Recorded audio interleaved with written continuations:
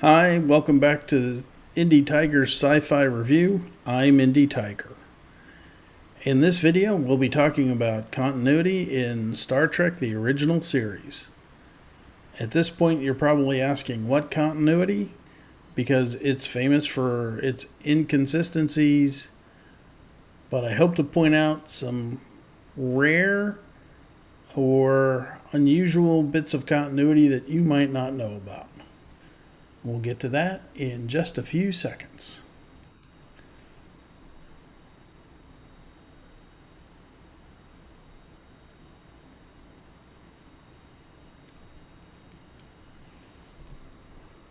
Spoiler warning for anybody who wants to watch the original series and doesn't want to be spoiled. This is your warning. Go ahead and watch the original series and come back to this after you've seen it. Thank you so much. Also, some housekeeping. New artwork behind me. That's the original series Enterprise. Interesting bit of trivia for me. When I bought this place, the previous owner had the Enterprise D in that same spot. But since I don't like the Enterprise D, I have now replaced that with the original series Enterprise, which is a much better starship, in my opinion. Another housekeeping detail, I want to thank the patience of my subscribers because these videos come out on an irregular basis, and there's reasons for that that I may get into a little bit, but I don't want to bog down the video. I also want to say special thanks to a couple of people. First of all, Salty Trekker, because he has helped me with my lighting and with my camera position to help make my videos look better. Any issues with my videos is not his fault. They're all on me, but the things that look better are thanks to him. I also want to say thank you to A Hatful of Reactions because they have found continuity that I have missed, and I really wanted to say thank you to them because they are going through the original series now, reacting to it for the first time, and they bring up the little bits of continuity here and there that have actually helped me in putting this video together. Finally, I want to say thank you to DDX Design for my avatar. Indie Tiger is my idea, but the avatar is all him. I gave him a suggestion of what I wanted to have, and he came up with it for me. You can see his artwork on Instagram, DDX Design, and you'll see him later on at the end, as well as A Hatful of Reactions and Salty Trekker as I thank them again a second time. So we expect to have continuity amongst our characters, right? I mean, that's just natural for television.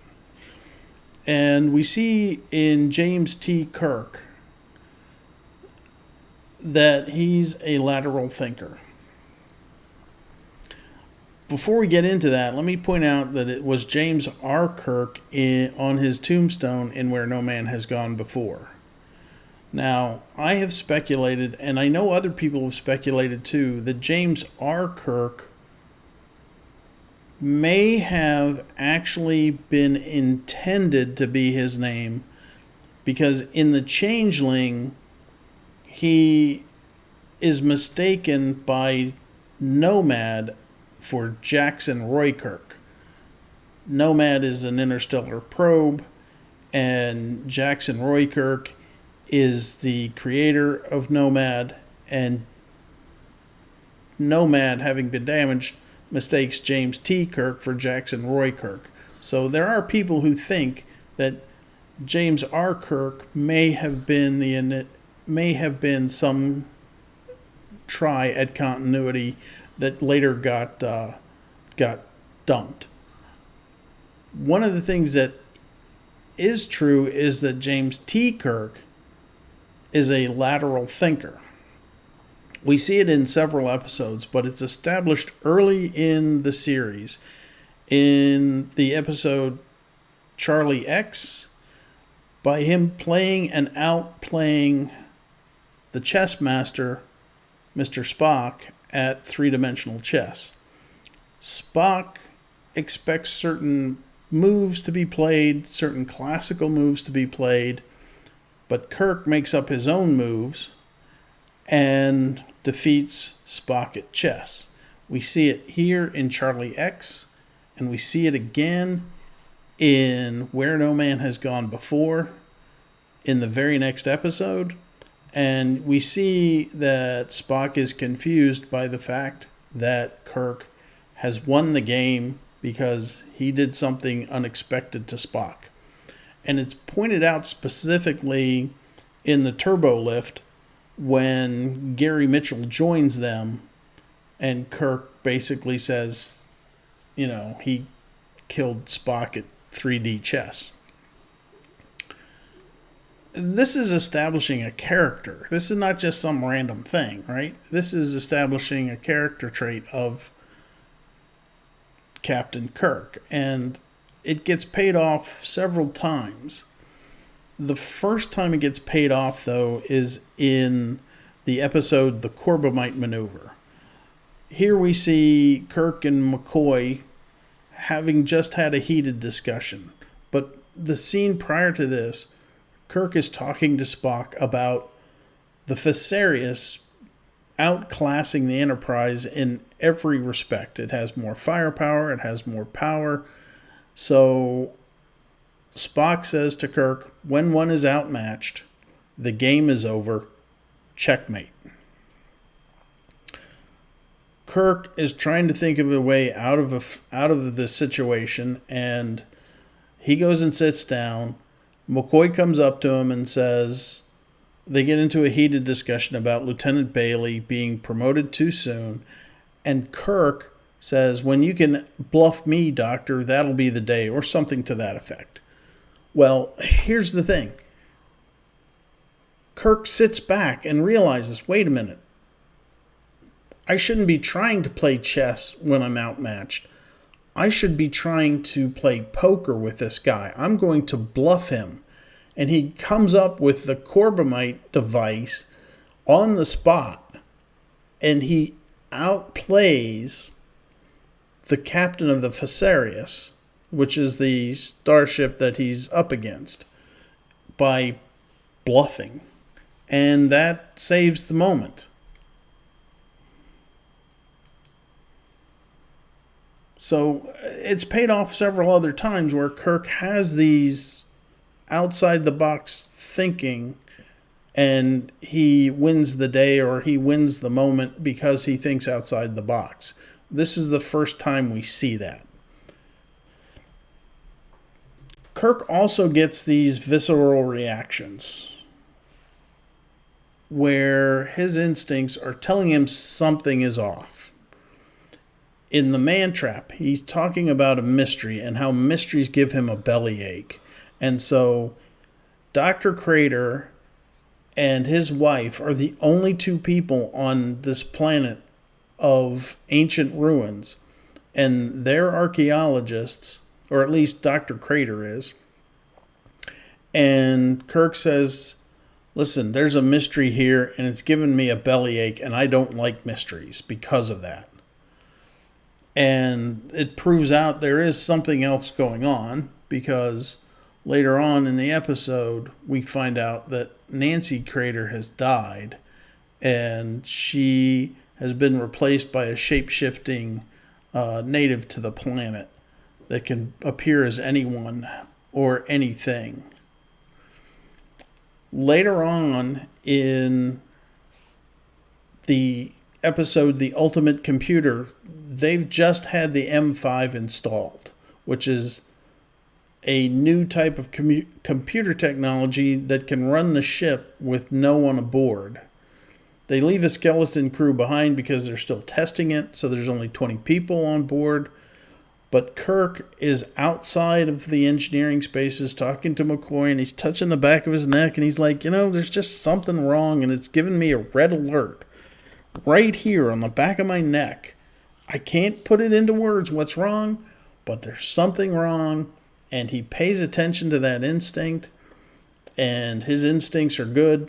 Again, in this episode, where he just knows something's off. So that's another little bit of continuity for his character that we see in The Ultimate Computer. Going back, let's talk about Mr. Spock now. Mr. Spock, if Kirk is the lateral thinker, Spock is the literal thinker. We see this again in Charlie X. They're playing chess. They're establishing character here in these couple of scenes early on where Spock is the literal thinker. He thinks logically. We know this. It comes into play time and time again. And Spock is being established in this shot as the ship's chess master. Kirk says that he is. And we see it again. We have that conversation where Spock is thinking about chess. That conversation in the Corbomite maneuver comes into play, but Kirk comes up with his outside-the-box thinking and bluffs the captain of the Fesarius. And we see in the episode The Galileo 7, Spock is really thinking quite literally. The Galileo 7 is an Enterprise shuttlecraft, and Spock is in command as it crash lands on this planet with primitive natives who are very tall and who are reacting very aggressively against the crew. And Spock's first command actually goes sideways because of it. And not only is his thinking getting him in trouble with the natives, he's getting in trouble with the people he's in charge of as well. The only person that he's not getting on the nerves of is Mr. Scott, because Mr. Scott is straightforward. He's an engineer. He's doing his job. He's putting what needs to be put in place first things first. But Spock tries to impress the natives with superior firepower, thinking that's going to earn respect. But it's pointed out to him when the natives attack pretty quickly by McCoy that these are primitive people. They don't know what respect is. They're going to act out of anger and emotion. And so Spock's first command really goes sideways because of his literal thinking. However, later on in the court-martial, his literal thinking comes into play again and saves Kirk's hide. He is, as established, the chess master of the ship's company, and he's programmed the computer to play chess to the same level as himself, given it the same level of understanding and the same level of ability as himself. And somebody has tampered with the records that's gotten Kirk into trouble, and Kirk is being court-martialed because of it. And because Spock is a literal thinker, he thinks, well, somebody has messed with the computer records, and the way I can prove it is by beating the computer at chess. And he does it time and time again in the episode. And that is the key to saving Kirk's professional career, because he's going to be court-martialed otherwise. So Spock being a literal thinker is one thing. Spock is also somebody who doesn't talk about his family. In the second season episode, Amok Time, we find out that he's married, and nobody knows it. His two best friends, which he says are his best friends, Spock says McCoy and Kirk are his best friends. He doesn't say it quite that way, but he says it. They don't know that he's married. Christine Chapel and Lieutenant Uhura. He's definitely had a flirtation with Lieutenant Uhura, and Christine Chapel has also tried to flirt with him. Neither one of them know it either. But he is, as McCoy puts it, as tight-lipped as an Aldebaran shellmouth. He doesn't talk about his family, which I don't know if that's a Vulcan trait or if it's just a trait of Mr. Spock. But we don't know anything about his family. Later on in Season 2, in the episode Journey to Babel, the Enterprise is escorting a bunch of dignitaries to the planet Babel from all over the Federation. All these Federation delegates are being transported so that they can vote on admission of Coridan to the Federation. And in the early scenes, we see that Spock has not told anybody who his parents are, and Kirk doesn't realize that the two people standing in front of him are Spock's parents. So the ambassador, Sarek, and his wife, Amanda, are Spock's parents. We know this. We know that Kirk doesn't know it because Kirk says to him, "We're going to be in orbit for a couple of hours. Do you want to go down and visit your parents?" And Spock says, "The ambassador and his wife are my parents." So he actually doesn't talk about that. He doesn't talk about his family. And it comes up later in a couple of other places that are not Star Trek, the original series, related. The less said about it, the better. Finally, Spock being an alien, has telepathy. And Vulcans in particular are touch telepaths. They touch you to telepathically communicate. But in this case, Spock has the ability to influence outside of being able to touch somebody. We see it in the episode A Taste of Armageddon. The natives of the planet Aminiar have captured Kirk and company, and Spock is influencing the guard, making the guard think, "Oh, these people have escaped. I better go check." And they're ready to attack him when he opens the door, and they take him easily, and then they escape. This comes up again in Season 3, where in the episode By Any Other Name, the Kelvins from the Andromeda Galaxy, a different Kelvin than the one in the Star Trek series, the reboot movies by J.J. Abrams. The Kelvins, again, and this is a direct reference to A Taste of Armageddon, they actually reference it.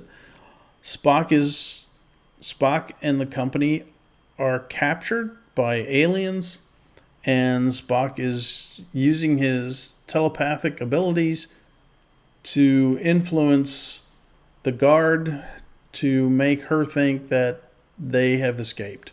So, again, continuity in Star Trek. Something that I don't know that everybody sees. So I'm bringing it up. And hopefully you guys are seeing it as well. A couple of other episodes we see in the Immunity Syndrome, Spock feels the death cry of the crew of the Intrepid because they're all Vulcans.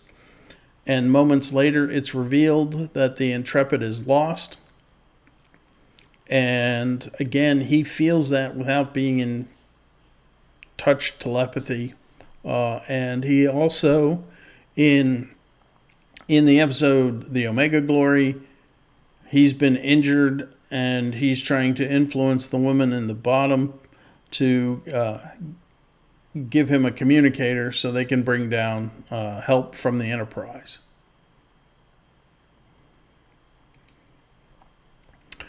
While we're talking about Spock, I thought I'd bring up the Vulcans. I'll bring up other aliens later on, but I wanted to bring up the Vulcans and their public displays of affection. We see in Journey to Babel several times that Amanda and Sarek touch fingertips. 2 fingertips touch. That's their way of displaying affection. They don't kiss or hug. They touch fingertips.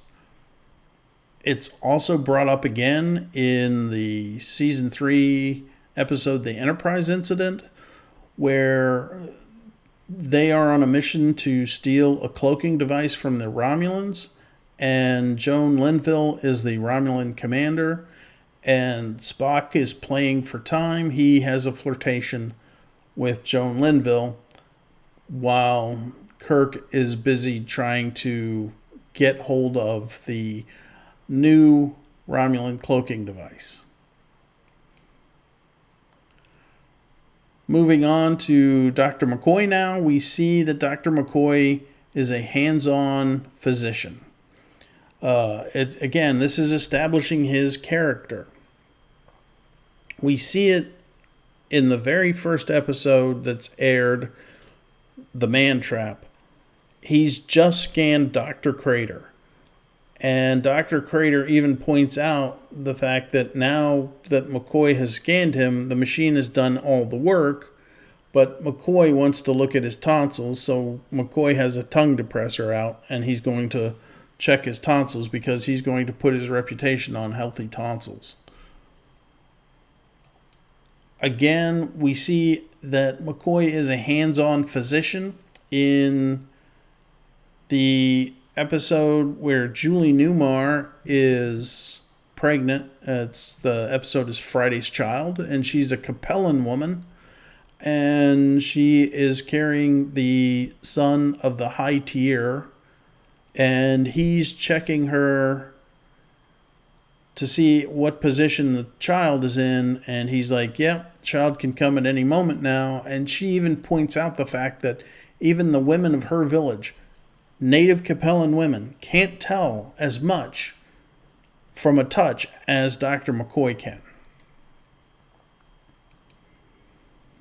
In the episode City on the Edge of Forever, we again see him touching this person from the 1930s. They've traveled back in time. McCoy thinks he's hallucinating or is in some kind of a prison or something of that nature, and he's checking this guy to see how human he is. He thinks that he's some kind of alien, and he's physically touching his head and his limbs to say, you're about as human as can be. It's amazing. It's amazing that you're so human. Now, something that should be obvious and is obvious is Dr. McCoy is a medical expert. We see it several times, but there's some things that I don't know that everybody picks up on as his medical expertise has. It ranges in depth and scope beyond what I think would be normal. He treats Vulcans. He regularly treats Spock, but he also has treated Sarek, and he also has this depth of knowledge that other people don't have. In the Deadly Years, for example, he's talking to Dr.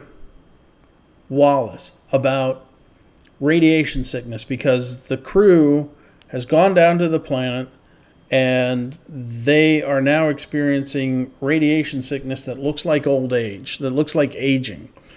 And everybody is affected except for Chekhov. And Chekhov got scared. And he's finally realizing adrenaline may be the key to treating the disease that looks like aging. because Chekhov was the only one that got scared, so his adrenaline is pumping through his system. And Dr. Wallace is like, Romulan is the accepted practice for radiation disease. And he's like, yeah, but before that was discovered, adrenaline showed promise. So they managed to save the crew, including Kirk and Scotty and himself and Spock, from this disease by using McCoy's special medical knowledge that he seems to possess that maybe some others don't. So we see that time and time again, that McCoy has knowledge beyond what I would think is normal. Excuse me. We also see it in the menagerie. This is the one where they cut in scenes from the cage with an original series episode. Commodore Mendez of Starbase 11 is describing what happened to Captain Pike. And before going in to see Captain Pike, McCoy is clued in as to what to expect, because he's the one that says, it's the delta rays, isn't it? The delta rays have gotten to Pike, and he's suffering from radiation sickness from that. So McCoy is clued in, whereas Kirk doesn't know what to expect. McCoy definitely knows what to expect. You can see it in his acting.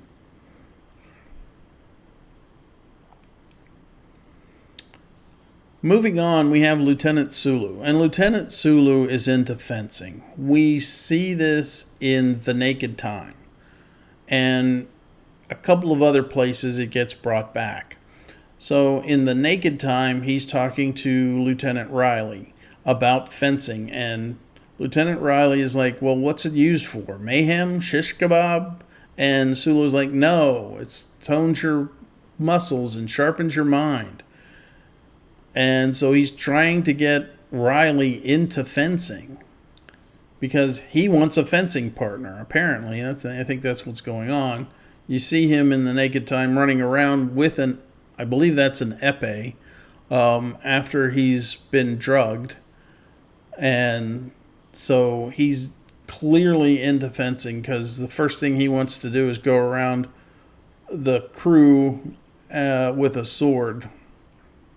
But it's later brought up again in season 3 in Day of the Dove. Lieutenant Sulu, not Scotty, is ordered to retake engineering from the Klingons. Now, what's happened here is there's an alien presence that has turned all of their weapons and all of the other things that they could into swords. And it's Kirk who orders Sulu to retake engineering because Sulu is the swordsman expert. He's the one that knows how to use a sword best, so it's brought back. Sulu's other hobby is botany. So this is a scene from And the Children Shall Lead. There's a colony, there's children, they're being influenced by a malevolent entity, and Sulu is daydreaming or seeing his worst nightmare, and it's swords. The less said about that episode, the better, because it's one of the terrible episodes. Gene Roddenberry disliked it so much that he actually had special effects plastered on the guy who played the alien, the malevolent alien, just to try to make it better. So the less said about that, the better. It's definitely something that you could skip if you didn't want to see bad Trek. Getting back, Sulu's is interested in botany. Again, in the episode The Man Trap, he's in the botanical gardens. This is the first we see of him as Lieutenant Sulu, as the helmsman of the Enterprise, but he's in the botanical gardens on his time off, and he's taking care of his weepers. We see it again. It's referenced again in Shore Leave.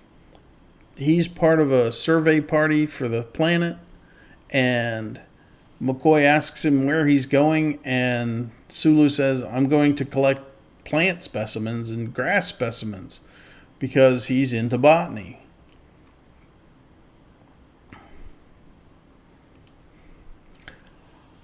Now, I've talked about Lieutenant Uhura in another video, who is the most badass woman in Starfleet. So if you want to see her continuity, please go check out that video. I'm not talking about Scotty because there's not a whole lot of subtlety in Scotty's continuity. He's a good engineer, and he drinks. It's pretty self-evident that those are his two main traits. I like Scotty. He's a great character. I especially like it when he's in charge and he's a real badass about being in charge, in A Taste of Armageddon, for example. But there's not a whole lot of subtlety to his character necessarily that I can bring up in this video. So let's move on and talk about some of the aliens. First of all, there are the Orions, and they're the dancing girls, which there's another word that's used. I'm not going to use it if I can help it. In the cage, they show Vina trying to tempt Captain Pike into a relationship. And in one of his fantasies, he sees Vina as an Orion girl and she's dancing. Which, is this a cheat? It shows up again in the menagerie, but it's originally from the cage. Is this a cheat? Maybe it's a cheat. You tell me in the comments below, would you? But we see it again. We have Marta in Whom Gods Destroy in Season 3, played by Yvonne Craig. And she dances as well to entice Captain Kirk. Now, this is really good casting because Yvonne Craig was a trained dancer. She actually danced as well as acted. And she does a really good job in this episode. It's unfortunate that they keep cutting away from her to show reaction shots, but that's how TV works. So that's how TV works. If you want to see more of her dancing, go check out the original series Batman, because she plays Batgirl, and she dance fights, and she dances in at least one episode, but she also she kind of dance fights at the same time. We'll be getting back to Whom Gods Destroy in a little bit as well. Next thing I want to talk about is the Romulans. The Romulans have a sense of duty, and I have speculation about that I'll get into probably in another video as to why they have a sense of duty. But we see it in the original series. We see the Romulans 3 times. The first time is in Balance of Terror. The second time is in the Deadly Years. We don't get a lot of Romulan interaction in that, so we can't really say anything about the sense of duty in that episode. But then we see them again in the Enterprise incident with Joan Linville as the Romulan commander. And we get a sense of duty from that as well.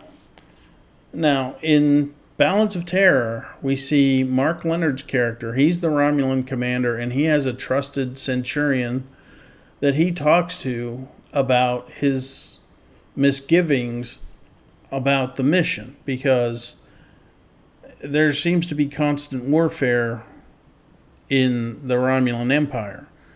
And the Centurion says, if we're the stronger, isn't that the way? And Mark Leonard's character says, must it always be so? And that gives the Centurion some pause, but Mark Leonard says, don't worry, I'm too well trained in my duty to ignore my duty. Of course we're going to attack. Of course we're going to try to win. And you get that sense of duty from the Romulans in Balance of Terror. In the climax of the episode, we see the Romulans have been defeated, and Mark Leonard, the Romulan commander, has one duty left to perform. He can't let his ship be captured, so he blows it up himself. It's an amazing episode. You really want to see it.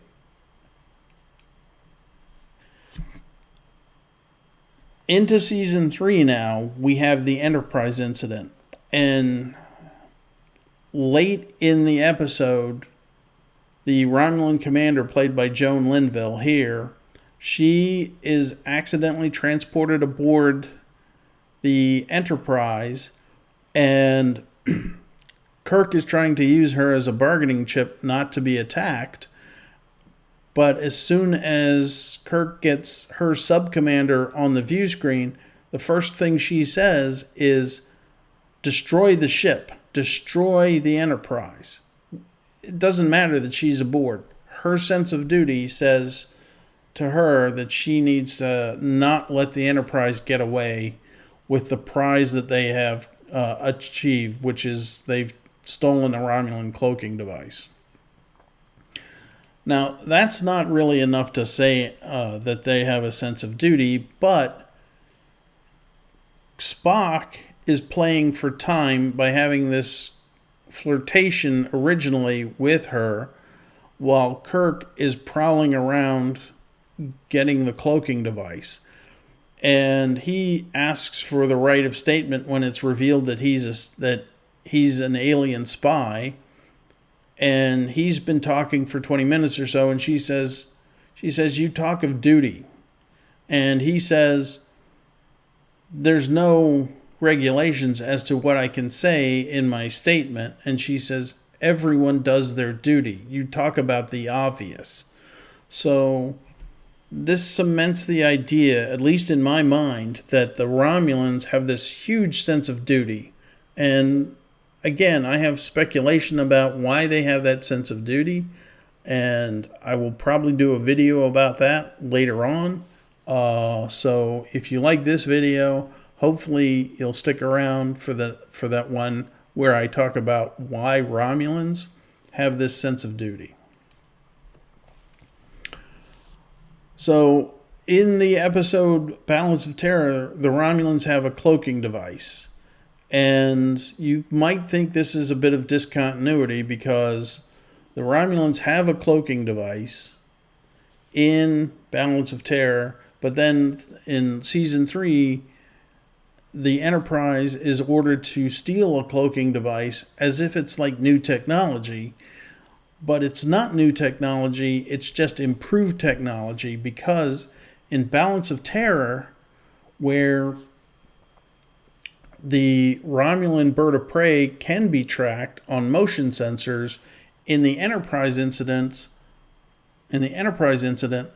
it's stated that you cannot track a ship with the latest cloaking device installed. I'm adding this scene in here because there is some discontinuity, but some continuity. This is from the remaster. In the remaster, they added in this Romulan bird of prey. In the original shot, they did not have the bird of prey model available because it somehow got damaged, and they were using Klingon warships in place of the bird of prey that got damaged. And there's a line in the episode, The Enterprise Incident, that basically explains away this discontinuity, why the Romulans are using Klingon ships. But then in the remaster, now they have the bird of prey. So it's a continuity and a discontinuity at the same time, and I'm bringing it up so that you know that I know that it is both continuity and discontinuity at the same time. Finally, we see, Mr. Scott. He's installed this device, the Romulan cloaking device, and they get away from the Romulans by using the cloaking device that now can't be tracked. So again, a little bit of continuity that a lot of people think is discontinuity, but really it's just improved technology when you think about it. And a couple of more shots from the remaster, so you can see that the Klingon ships are being used. And again, they added a few ships because originally it's stated that there's 10, but you don't ever see 10 in the original. In the remaster, they added more. Next, let's talk about captains and their temperament, because this comes up a couple of times in the original series, and especially in the episode Bread and Circuses. Captain Merrick, the blonde guy, is the captain of a survey ship. He tried to be a Starship captain, but failed his psych evaluation because of hesitancy. He hesitated at a critical moment, and therefore he was not qualified to be a Starship captain, but he was good enough to be a survey ship captain. So they bring that up specifically about him, and he gets down on this planet because his ship was damaged in a meteor storm, and he's there to get necessary supplies to repair his ship. He runs across this guy who is basically a 20th century Roman from the Roman Empire, because the whole planet is the 20th century Roman Empire.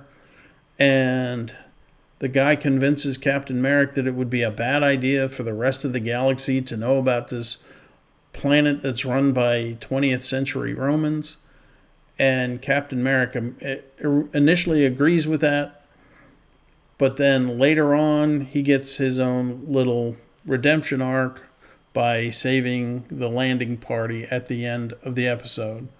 Unfortunately, he dies as a result. In the very last episode of the series, Turnabout Intruder,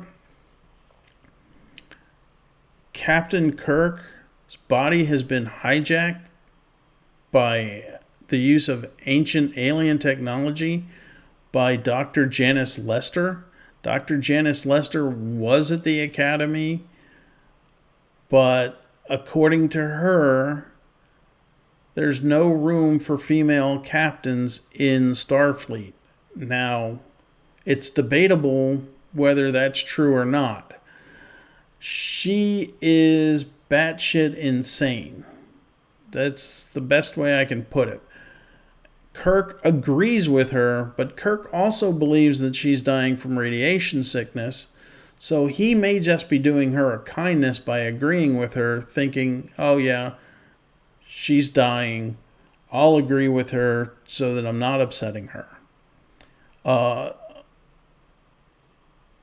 She's in Captain Kirk's body. She starts ordering all these crazy things, and Spock begins to suspect that Kirk is acting out of character, and he has Dr. McCoy test him.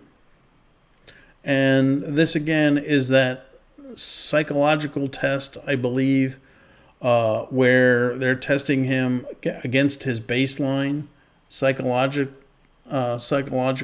evaluation from earlier. And so once again, we see that a captain's temperament is very specific. You can't be flighty, or you can't be hesitant, or some other things. So being a starship captain is a rare privilege. Now, moving on, a lot of the continuity comes specifically from recurring actors and recurring characters. Now, this is very specifically baked into the original series. This was one thing that they specifically made happen. Among the recurring actors and characters, we see Barbara Baldevan. And Barbara Baldevan plays a few characters. She plays Angela Martine in the episode Balance of Terror. She plays, in the very next episode, Shore Leave, she plays Angela Teller, I believe is what her character name is in the end credits, but she's just called Angela. She actually pointed out that she had been used before, and the fact that she's called Angela in the very next episode is kind of problematic, because she's ready to get married in Balance of Terror, and then in the very next episode she's flirting with somebody else.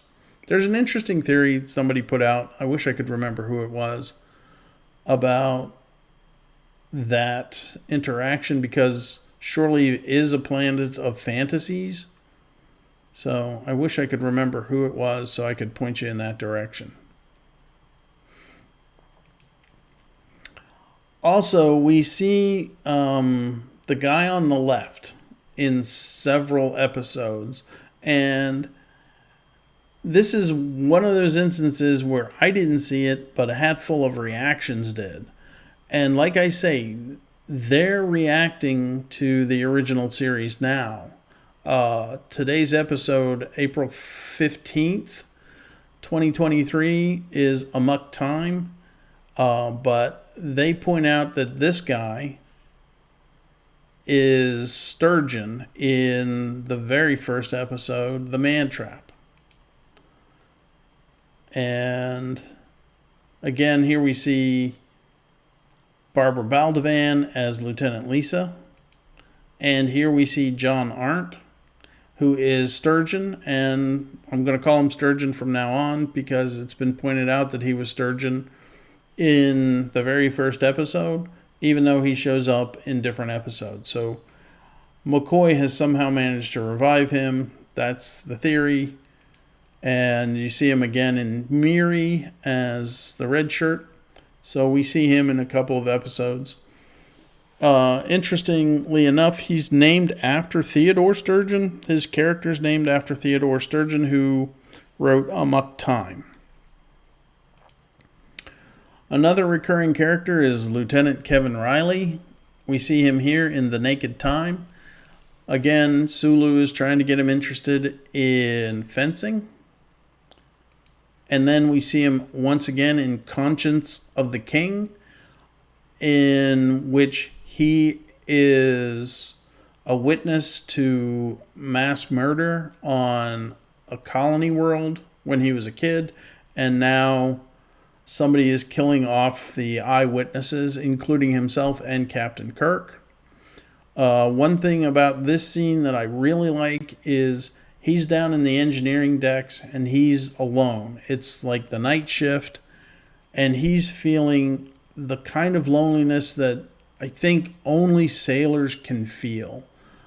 Having been a sailor myself, when you're out to sea in the middle of the ocean and there is no one or nothing else around you, you feel like you're the only people on the planet. And he is feeling down in the dumps because he's feeling so lonely. He calls up to the crew deck, and he says, "Am I the only one alive?" And they're like, "No, other people are here. You're okay." He has Uhura sing him a song, and he feels a little bit better as a result. But he embodies the sense of loneliness that sailors can have so wonderfully.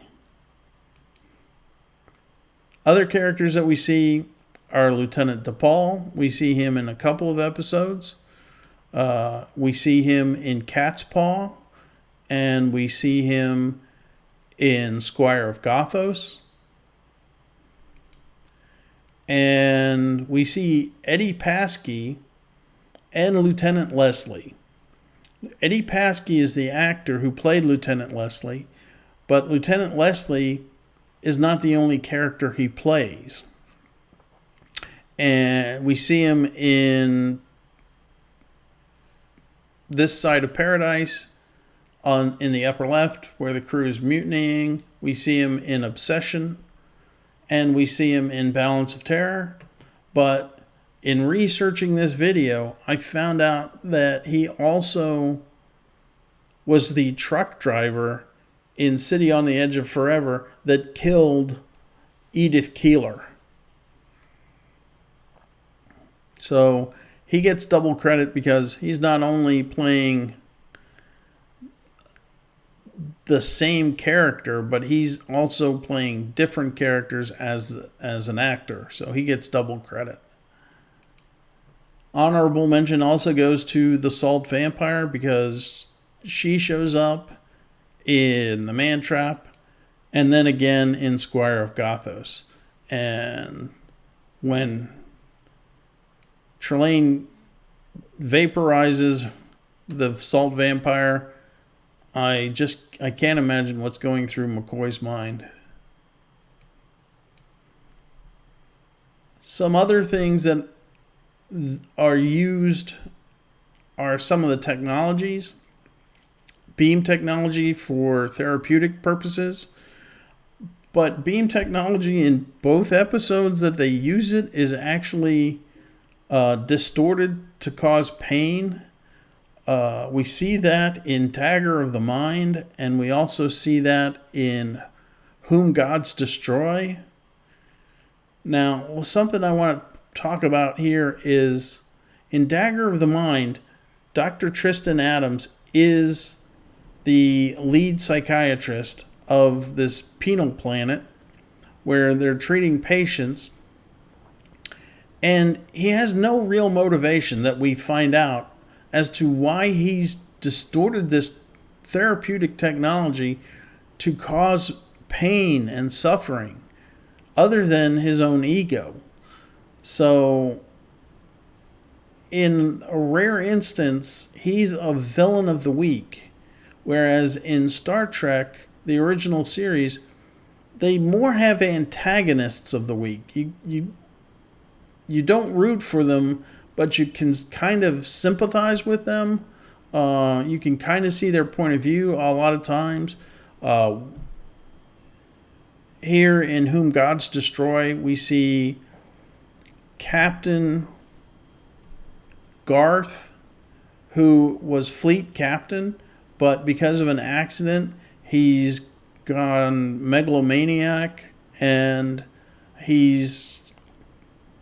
you can somewhat sympathize with his character because he's mentally unwell.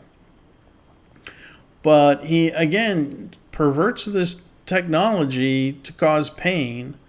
And it's beam technology. It's supposed to be used for therapeutic purposes, but he turns it into a weapon. Now, I got into this weird situation with Kirk, okay? I just want to describe this so that you know where I'm going with it. In the episode Obsession, I originally wanted to put this in with Kirk having a visceral reaction because in Obsession, he senses an intelligence about this creature, and he's the only one that thinks it's a creature at the beginning. But it also fits in with what I'm going to talk about next, in that Kirk is talking about this intelligence that he senses from a creature that is a cloud creature. And it's in the episode Obsession, it's made out, they're looking for dichronium, and that's how they sense it. That's how they can figure out if it's there or not. But later on in the episode Wolf in the Fold, he's talking about the Miletus cloud creature. He says, I've seen the Miletus myself in its natural state. It's gaseous. When it's at rest, it's solid. He's describing the same creature. At least to me, he is. They don't call it the dichronium cloud creature in Wolf in the Fold. They call it the Miletus cloud creature, but maybe they named it that later. And in researching this, I tried to find out if they were referencing the same star system in both episodes. I could find one star system that actually has the name in one episode, but I couldn't find it. I couldn't find the other star system in the other episode that they mention it's from. So I don't know. I'm counting it as continuity because the cloud creature and Kirk having seen it and the way it's described, I think it's the same creature. But other creatures are also being described in Wolf in the Fold, and this is why I don't put this in with the visceral reaction of Kirk, because other creatures are being described, and in Wolf in the Fold, there's a creature, an energy being that lives on the emotion of fear. And Kirk also describes in that episode an energy being that lives on the emotion of love. And later on in season 3, the Day of the Dove episode, the one where Sulu is ordered to take back engineering because of his swordsmanship skills, there's an alien creature, an energy being that lives on the emotion of hate. So this all kind of falls in a little bit better in this section of the video, so that's why I didn't include it in the earlier parts where I was talking about Kirk and his visceral reactions, because this all kind of ties in a little bit nicer. There's another. It's a colony entity called in the episode The Lights of Zatar, where physical beings refused to die and they became this energy colony type creature.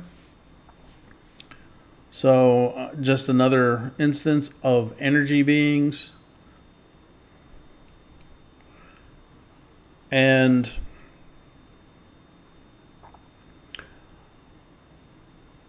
moving on, we have a couple of place names that are mentioned.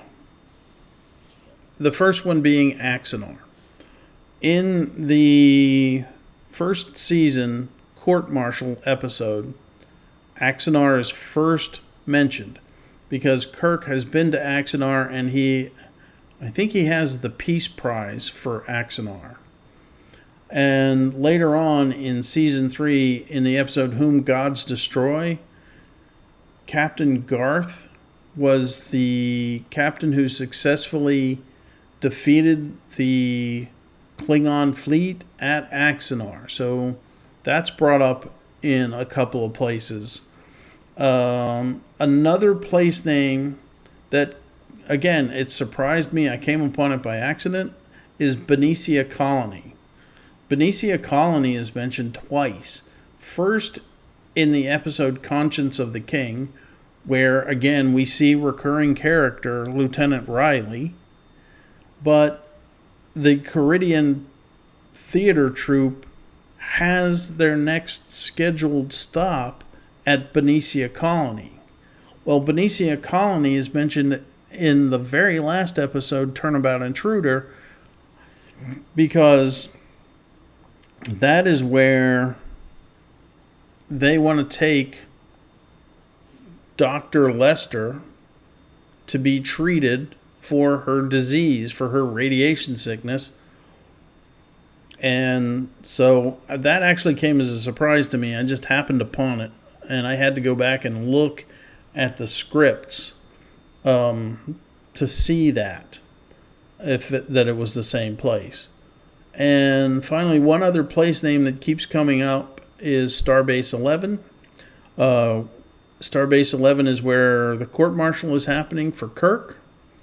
And it's also brought up in the 2-part episode, The Menagerie. That's where Captain Pike is being treated for his radiation injuries. So we see a couple of times at least place names that are mentioned. Final thoughts. Okay, so clearly it's not serial television, it's episodic television. But they did try to build in certain amounts of continuity in the original series. I mentioned it before that it was specifically baked in that they would use the same characters as recurring characters or the same actors so that you get the sense of continuity. Of course, we expect continuity amongst our main characters. Sorry about that.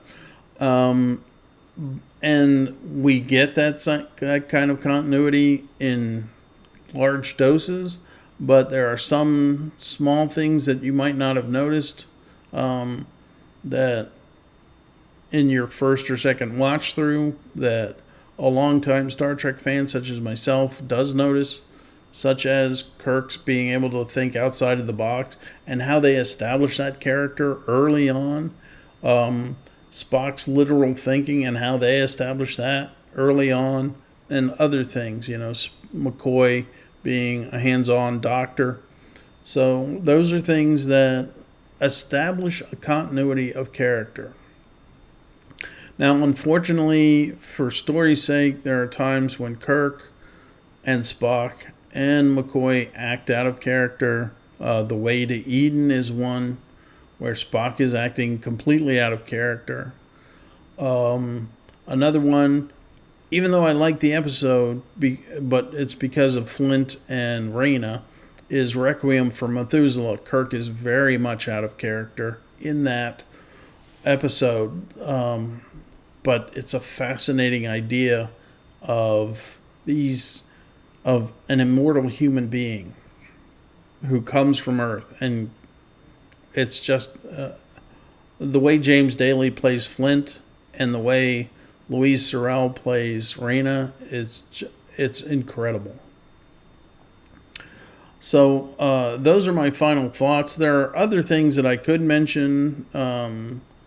Cordrazine is mentioned a couple of times in medical terms as a medicine that's being used. One of them is City on the Edge of Forever. I forget where it is in the other one.